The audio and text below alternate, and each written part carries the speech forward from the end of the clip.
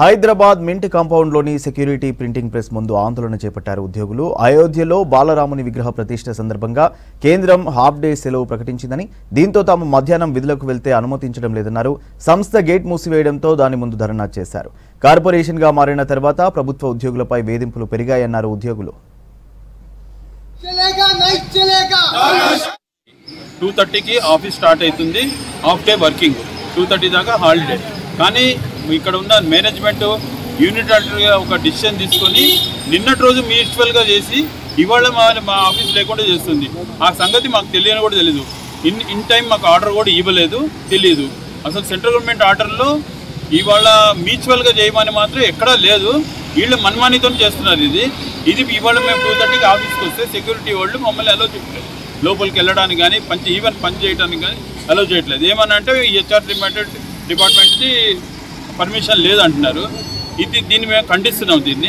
రేపటి రోజున మరి దీన్ని పరిస్థానం ఏముంటుందో కూడా మాకు అర్థం కావట్లేదు. మా పట్ల ఇది ఒక డిఫరెన్స్ చూపించి వీళ్ళు ప్రవర్తిస్తున్నారు అనుకుంటున్నాం.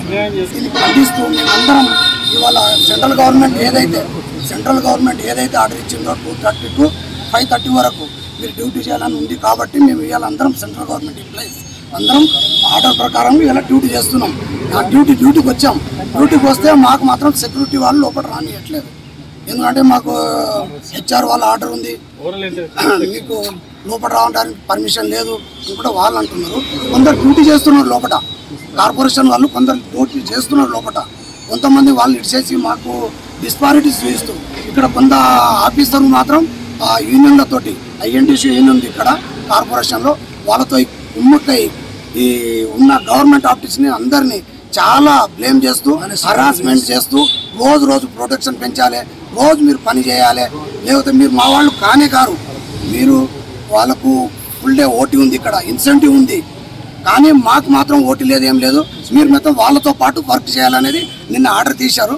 ఆర్డర్ తీసేదానికి అట్లెట్లయితుంది అంటే మళ్ళీ రివోక్ చేశారు నిన్న.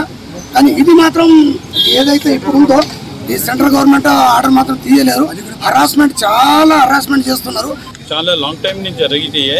కానీ మెయిన్ ప్రాబ్లం ఏంటంటే ఇవాళ రోజున సెంట్రల్ గవర్నమెంట్ ఇచ్చిన ఆర్డర్ అయితే ఉందో దాన్ని ఫాలో కాకుండా దాన్ని మిన్స్ ఇంటర్ప్రిట్ చేసి మమ్మల్ని అందరినీ ఇవాళ ఇరికించాలని ప్రయత్నం చేస్తుంది మేనేజ్మెంట్. ఇటువంటి రోజు జరుగుతున్నాయి. కానీ ఇవాళ రోజు స్పెషల్గా సెంట్రల్ గవర్నమెంట్ ఆర్డర్స్ను కూడా ఓవర్ చేసి